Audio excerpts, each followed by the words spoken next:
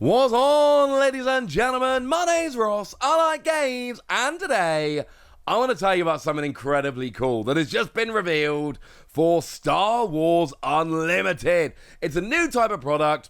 It's called Intro Battle Hoth, and oh my word, I love this. What we've got here is, look at the bottom of the box here, right? Easy to learn, quick to play, new player game. No prizes for guessing what this is. This is a learn-to-play product for Star Wars Unlimited. If you are a seasoned player, are there reasons to be excited about this? Maybe. I think there's a couple cool things there. I'm certainly going to be picking it up. But this is kind of a learn-to-play product. And here's the thing, right? Let's say you're a big fan of Star Wars Unlimited. And you're such a big fan, you already know how to play. You're an expert at the game. You don't need help learning to play. Why should you care about this? Easy. Because we've all got those friends who don't know how to play Star Wars Unlimited and are kind of willing to play, but only if we make it as easy as we possibly can. This is the product you bring out. Firstly, look at the game board. The theming in this product is excellent. It is all themed around the Battle of Hoth, and it's great. The theming is on point. All the cards are very much built around the Battle of Hoth. And look at the game board. We got the space arena, which is the planet. And then we got the ground arena, which is, on Vader's side, you got the AT-ATs, and on Leia's side, you got the Rebel base. It's perfect. Love this. Also, this is supposed to be redesigned as a board game. Tell me in the comments if I've missed something here. I don't know if they've explicitly said it, but I believe it is actually it's described as a game board in the article. I believe it is actually a proper game board. Some people are going to want to use this as a playmat because it looks awesome. Huge fan of this. And let's not pretend Star Wars are doing this for the first time. Loads of companies have done this. I say this, by the way, as an overwhelming positive. Pokemon did it with the Battle Academy. They've actually done a couple different versions of that at this point. I want to say that was the first one. I could be wrong. It doesn't really matter. But that's very much a learn-to-play product where you get pre-built decks, and it's essentially a learn-to-play product where it is the game redesigned as a board game. Lorcana have got Lorcana Gateway. Just the other day, it was announced that One Piece is getting that Learn Together set, which is exactly the same kind of thing. Rivbound isn't even out yet, and we already know Proving Grounds is coming for them, which again, exactly the same kind of product. And it is pre-built decks, play it out the box, make it as easy as humanly possible to get non-game players, non-fans of the game, to play the game along with you. And I adore these, because you know what? If I've got friends who are kind of vaguely interested in card games, trying to teach Star Wars Unlimited from scratch can be kind of daunting. This is going to be the product I bring out. I'm going to end up playing with this a bunch, and the reason is super simple. My friends who don't play Star Wars Unlimited, I'm going to go, hey, do you want to play Star Wars Unlimited? And they're going to go, oh, that's a bit awkward. I don't really know how to play. And I'm going to say, don't you worry. Have I got the thing for you? It's going to be wonderful, ladies and gentlemen. It's going to be absolutely wonderful. Now, in terms of the product and the cards in it, it is a little bit of a mixed bag, but remember, it is designed as a learn-to-play product. That is the entire point of it. So, the best way to see this with the bases, we've got Echo Caverns and Forward Command Posts. They are 20 HP bases. They are objectively terrible because vanilla bases have 30 HP. These have 20. The only reason to play these bases in competitive Star Wars Unlimited, and there is one reason I can think of, bragging rights. Beating your opponent with a 20 HP base is kind of a good way to assert your dominance. Although even then, we've only got 2 of the aspects, not 4. Now, leaders-wise, I'm not a huge fan of Leia here. We've got command and heroism.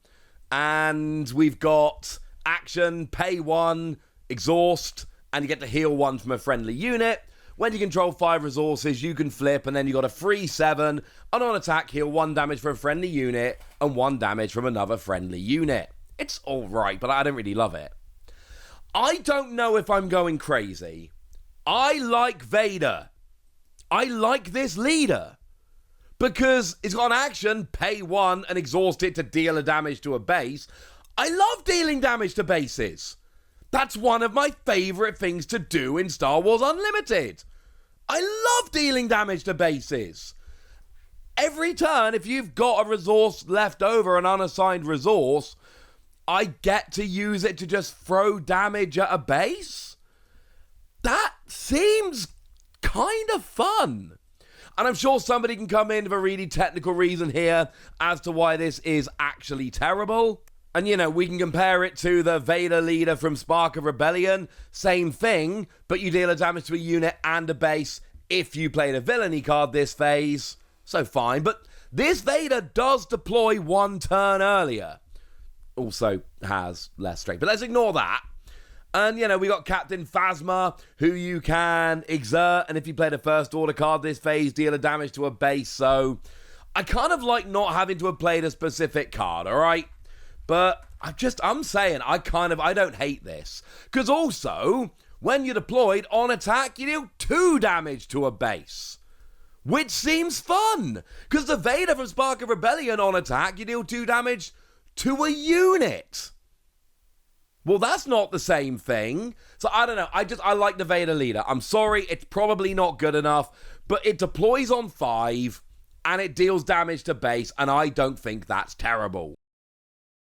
Now, in terms of the other cards here, like I say, the theming is off the charts. Realistically, the set as a whole it's designed not to be great. You know, Chewbacca's a 5-cost 3/6 Sentinel. We've got better Sentinels running around, let's be honest with you. But look at the artwork on Chewbacca. It's perfect. You know, a Tauntaun Mount is a 2-cost 2/2. When defeated, heal 2 damage from your base. I don't hate that.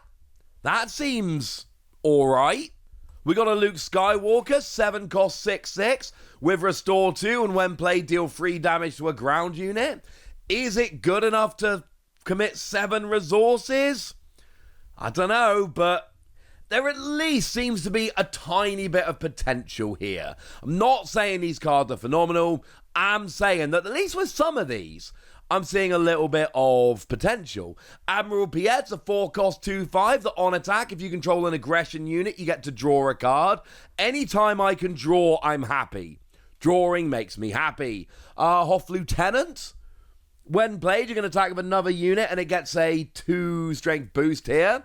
I'm telling you, this doesn't seem terrible. Not saying it's amazing, but I'm saying, you know, the stats on it are kind of meh, but I get a boosted attack when I play it. That kind of seems like fun. The set as a whole isn't designed to be amazing. That's not the point. The point here is that the theming is absolutely off the charts because everything is Hoth start to finish. That's amazing. And we finally have that product that we need to take new players and players who haven't played Star Wars Unlimited before and introduce them to the game. We have a fantastic game board which looks absolutely amazing. And frankly, if they want to turn that into a rubber playmat, I would be delighted. I'm not sure they will, but a man can dream, ladies and gentlemen. A man can dream. And we have a bunch of cards. And what I would like to say about these card games, right? Please remember, even cards that look absolutely terrible can end up being good in the future because all it takes is one new card which specifically works for Vader, and then all of a sudden we're looking for more Vader, and hang on a second, I'm just saying it could work, and I've got my eye on it, ladies and gentlemen. I've got my eye on it. But I've told you all about it now. So now it's over to you guys. What do you think about this? Are you thinking it's going to be the kind of set you play with your friends? Is it something you're looking to pick up? And do you like these kind of products? Every card game's doing them now. I am personally a fan, but I would like to know how you feel. So tell me in the comment section. Go nuts! Be nice! And then make sure you like this video, subscribe to this channel, all that good stuff. But please remember, with the new YouTube rules, they've changed the algorithm a bit, and likes and comments are much more important than they were before. So if you could do me a solid and drop a like and a comment, I would really, really appreciate it. And, you know, check out the Patreon if you're so inclined. It's been there for a while. But by far the most important thing, as always, look after yourselves till next time, would ya? Thank you very much for watching. My name's Ross, and you've been watching What's He Plays.